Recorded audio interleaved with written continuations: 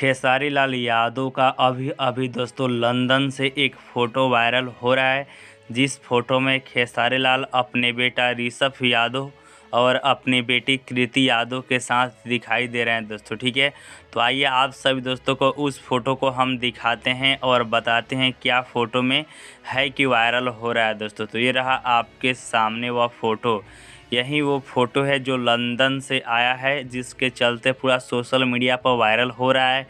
और आप भी नीचे बता सकते हैं कमेंट बॉक्स में, यह जो फ़ोटो आपके स्क्रीन पर है खेसारी लाल यादव, उनका बेटा ऋषभ और उनकी बेटी ऋषभ यादव कैसे दिख रहे हैं इस फ़ोटो में दोस्तों। ठीक है, इस चैनल पर खेसारी लाल यादव के रिलेटेड हर एक पल का जानकारी आप सभी दोस्तों को दिया जाता है, इसलिए आप हमारे चैनल को ज़रूर से ज़रूर सब्सक्राइब कर लीजिए दोस्तों। ठीक है, तो चलिए मिलते हैं आप सभी दोस्तों के ही डिमांड पर खेसारी लाल यादव का नया वीडियो लेकर। तब तक के लिए थैंक यू।